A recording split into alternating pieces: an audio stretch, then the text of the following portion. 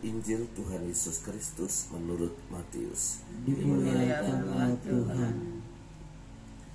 Pada suatu hari Yesus menyeberang danau Genesaret dan tiba di daerah orang Gadara. Maka datanglah dari pekuburan dua orang yang kerasukan setan menemui dia. Mereka itu sangat berbahaya sehingga tak seorang pun berani melalui jalan itu. Dan mereka itu pun berteriak katanya, "Apakah urusanmu dengan kami, hai anak Allah? Adakah engkau datang kemari untuk menyiksa kami sebelum waktunya?" Tidak jauh dari mereka itu ada sejumlah besar babi sedang mencari makan. Maka setan-setan itu meminta kepada Yesus katanya, "Jika engkau mengusir kami, suruhlah kami pindah ke dalam kawanan babi itu." Maka Yesus berkata kepada mereka, "Pergilah." Lalu keluarlah mereka dan masuk ke dalam babi-babi itu. Maka terjunlah seluruh kawanan babi itu dari tepi jurang ke dalam danau dan mati di dalam air. Para penjaga babi lari dan setibanya di kota, mereka menceritakan segala sesuatu juga tentang dua orang yang kerasukan itu. Maka keluarlah seluruh kota mendapatkan Yesus, dan setelah berjumpa dengan dia, mereka mendesak supaya ia meninggalkan daerah mereka. Demikianlah sabda Tuhan. Syukurlah Kristus. Saudara-saudariku yang dikasihi Tuhan, kita hari ini mendengarkan kisah Tuhan Yesus disuruh pergi meninggalkan sebuah kota. Karena apa? Karena tukang babi pada marah-marah. Babinya kesurupan setan, lalu babinya nyemplung, lalu mati ya. Jadi diusir Tuhan Yesus, takutnya nanti babi-babinya mati. Habis. Tetapi saya kira inti pewartaan Injil hari ini itu adalah ingin menunjukkan bagaimana kuasa Tuhan Yesus itu mengatasi segala kekuatan lain, mengatasi ketakutan kita, mengatasi kecemasan-kecemasan hidup kita, dan juga mengatasi kekuatan iblis yang kadangkala menggoda kita. Mungkin iblis zaman sekarang macam-macam bentuknya ya. Syukur kepada Allah saya tidak punya karunia melihat setan ya. Tetapi ada orang-orang entah beneran entah enggak beneran ya, itu kadangkala mengaku punya karunia melihat setan. Dulu ada frater di sini zaman yang dulu sekali ya, itu nggak berani jalan di samadhi gelap-gelap. Pokoknya kalau disuruh ke samadhi minta ditemenin. Ya, memang zaman itu ya samadhi agak gimana gitu ya, gelap, lalu juga sudut-sudutnya anda-anda yang penghuni lama di sini, ini kan penghuni-penghuni samadhi yang kelihatan ya. Tapi ya ada banyak orang yang ngaku ada penghuni-penghuni yang nggak kelihatan ya.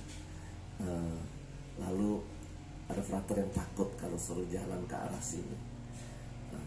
Lalu dalam suatu praktek kerja di luar, kalau frater-frater lain disuruh menjadi pengasuh di panti asuhan, disuruh jadi tukang cat, disuruh jadi kondektur bus, frater yang ini khusus disuruh jadi tukang gali kubur.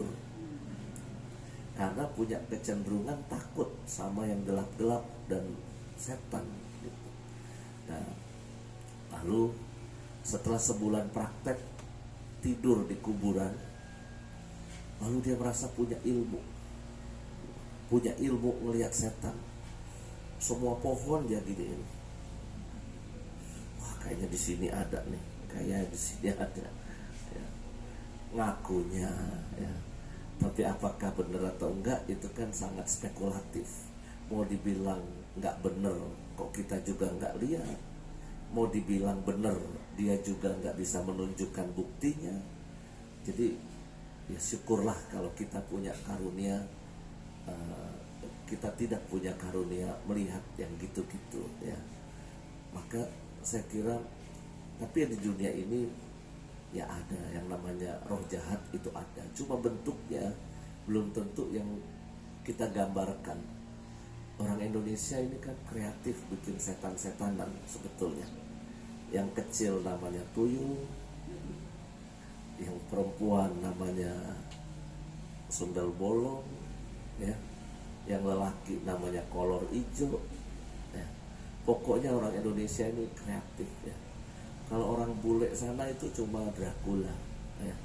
Tapi buat saya, entah ini pengaruh mindset budaya kita atau apa, tapi bahwa itu ada, ya. Tetapi jangan lalu menjadi hidup berfokus pada itu.